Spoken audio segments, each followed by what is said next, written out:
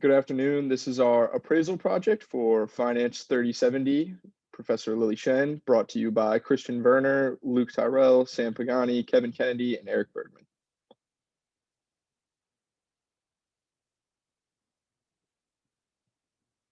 All right. Apologies for that one. The subject property we chose was a single-family home on Winewood Court Road in Seneca, South Carolina. It's about a minute from the beach, and yeah, we'll get into some more details coming up. So our property is listed at $549,000. The reason for this listing is all about location. It is a residential home and it was built in the early 1990s, and there hasn't been much renovation since. It's a relatively small lot, only 3/4 of an acre with 3,180 square feet, and we priced at about $173 per square foot. It was last sold in 1992 with four beds, 2.5 baths, and some of the key features are the lake view, tennis court access, and clubhouse. It's honestly a great location, hence the reason for such a high valuation. It's approximately a 10 to 15-minute drive to Clemson University, only 8 miles, kind of depends on how the lights are hitting. And it's approximately an hour from Greenville Airport, not too bad, and about 45 minutes from the city of Greenville itself. It's only a half mile from Lake Kiwi, which is honestly kind of a little high, but it's a very short walk if you take a direct route. I'm going to go over the sales history of this property. So in 1992, it was sold for $43,000 and it was off the market for about 30 years. But in 2020, it was back on the market where it was listed for $609,000. In 2021, in January, the price was lowered to $579,000.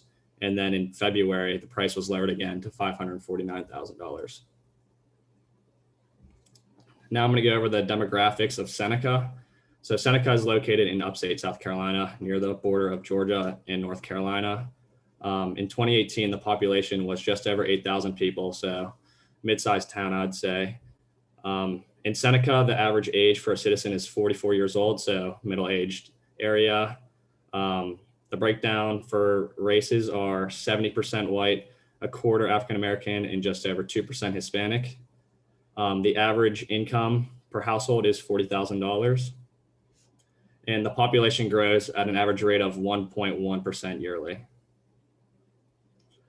As for the economy, the median household income is just under $40,000, so nothing too crazy there. The median property value is $170,000. Many of the homes in this area belong to low-income families, but our property is highly valued because it's on a lake. About 20% of Seneca's population falls below the poverty line, whereas the national average is about 11%. And the town's biggest industries are accommodation and food services, manufacturing, and healthcare. As far as housing and living goes, between 2017 and 2018, the median household value increased by about 13%. The Seneca's household ownership rate is about 57%, where the national average is about 64%. Also, it closely follows the national average of 2 cars per household, and over 40% of the households pay less than $800 per year in property taxes. So I'm going to be going over our comparables today. Our first comparable is at 112 Windmere Way in Seneca, South Carolina, which is just down the road from our subject. This was sold in November of 2020 for $500,000, which is about $49,000 less than our subject. This comparable has 4 bedrooms and 4 bathrooms, which is 1.5 bathrooms more than our subject. And it's about 600 square feet bigger. The lot is 0.58 acres, which is smaller than our 0.75 acres of our subject. It has a 2-car garage and was built in 1997, which is about 5 years after our subject. Our second comparable is at 108 Waterford Drive in Seneca, South Carolina as well. This was sold in 2016 for $215,700. It has 3 bedrooms and 2.5 bathrooms, which is 1 less bedroom than our subject, and is about 800 square feet less. Same size of the lot at 0.74 acres with a 2-car garage, and is also a water view property. Our third comparable is at 422 Sunset Point Drive in West Union, South Carolina, which is about 10-15 minutes from here. This was sold in December of 2013 for $235,000. Same amount of bedrooms and one more bathroom than our subject, and about 500 square feet less, with a little bit smaller of a lot and a one-car garage with also a water view property. Our comparable 4 is 212 South Summit Drive, also in Seneca, South Carolina. This was sold in January of 2021 for $550,000, which is the same price as our subject. Same amount of bedrooms and 1.5 more bathrooms at about 700 square feet more. The acres is only 0.1 less than our subject. The 2-car garage and the same amenities as our subject with the tennis courts, and the clubhouse access. Our fifth comparable is at 315 Hillendale Road in South Seneca. This is sold in February of this year for $462,000, which is about $80,000 less than our subject. One less bedroom and 1.5 more bathrooms, about 700 square feet more than our subject, and about 0.2 less acres than our subject, with a 2-car garage and an attached patio, which our subject does not have. And our sixth comparable is 2 Westwood Bay Drive in Seneca as well. This was sold in March of this year for $500,000. 3 bedrooms, 3 bathrooms, almost 1,000 less square feet than our subject, but a much bigger lot at almost 4 acres compared to our 0.75 acres of our subject. The 2-car garage, and this house was actually built this year in 2021 compared to our subject being built in 1992. All right, so here we got the sales comparison adjustment grid. We arrived at an average sales price of $374,741, which is quite a bit less than the market value that Zillow has. We got this by factoring in adjustments for the differences in bathroom, square footage, garage size, and as many different adjustments we could factor in. I think there's a huge difference, mainly because there's a lot of stuff that we couldn't factor in, such as we didn't know if other properties had updated kitchens or how many repairs they went through at any given time before they were sold. So it was kind of tough to build those factors in. With the cost approach, that's trying to find the cost to build an exact replica of the property if we were to build that today. And in order to do that, we used a website called costtobuild.net, which provided the estimated replication cost based on all sorts of inputs that we put in about our property. And that gave us a replication cost of $487,000. We assumed depreciation of 19 years, even though the property is about 30 years old, just because our property has gone through extensive kitchen remodeling and repairs in order to get the house in shape to be sold this year. We arrived at a depreciated cost of around $400,000, and then we used the Oconee County property site to find the estimated value of the land. That was about $40,000, and we arrived at a value of $434,254. The cost approach is pretty useful to us because it allows us to factor in the depreciation of the house as well as the land. So those are 2 really important factors to figure out how valuable a piece of land is and the real estate on it. And based on our value that we got, we see that it's more cost effective to build a house with constructors today instead of buying the house on the market for quite a bit of a premium. Here's the screenshot from costtobuild.net. It was pretty difficult with things like interior and exterior doors, for example. We didn't really get that much of an in-depth look at the house, but we did the best we could and tried to estimate where we could, and ultimately arrived at a value of $487,000. With the income approach, direct capitalization, we assumed a rent per month of $2,400, annual maintenance of just under $4,000, a market cap rate for the city of Seneca at about 5%. And with that, we got the NOI of $24,732. And when you divide that by the market cap rate, we get a price estimate of $494,640. This obviously factors in no miscellaneous income from anything, as well as no capital expenditures. And this estimate is useful for residents who are planning on owning the property for an extended period of time. With the discounted cash flow method, pretty similar to the direct cap method, we had a 10-year holding period here though. We used the same NOI of $24,732, and we also used the discount rate of 6% in order to discount the NOI of years 2 through 10 back to the present value. And this led us to a value of $458,223. Now, if the owners want to take advantage of their valuable location, they can rent out the property through Airbnb and potentially make a lot more money than the $24,000 or $25,000 cash flow year to year. I think they could definitely maybe boost those numbers.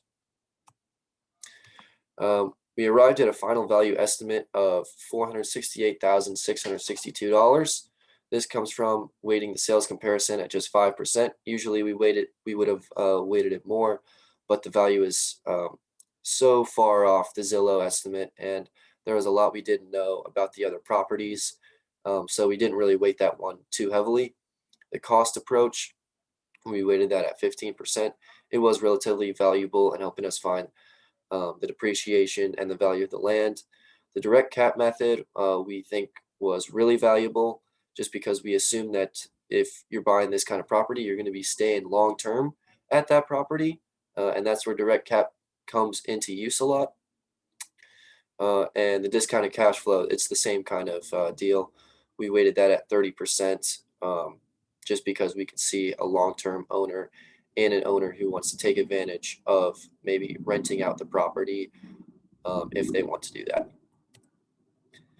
With our analysis, each of our calculations resulted in a value that was lower than Zillow's fair market value and the listed price of $549,000. Our final estimate was about 15% below the listed price. The owner was actually recently able to find a buyer at a price we believe to be pretty inflated, which was that same number, $549,000. They haven't closed the property yet, but it's under contract. I think this can be attributed to the isolated location of their property. A lot of these isolated properties are booming in value, especially because of the pandemic and people want to get away from cities and suburbs. Going back off that, the COVID-19 effects on real estate. So obviously the COVID-19 pandemic has been going on for a little over a year now. And here are some graphs just showing the impact that has had on small business revenue. As you can see, retail and transportation stayed pretty high because people still need to be able to work and go to places. Education and health services comes in next, a little bit lower. But both these are higher than mostly all industries. And as you can see, leisure and hospitality took a big dip in revenue. And I think real estate has also kind of followed the same trend because less people were looking to move during a pandemic and kind of start and look for a new place. And the graph is the impact of the coronavirus on the stock market since the start of the outbreak. Obviously, you can see different places and since the start of the pandemic, their growth. In the middle, the Dow Jones, United States stayed at about 7.1%, but places like Italy definitely took a hit, decreasing about 5.3%.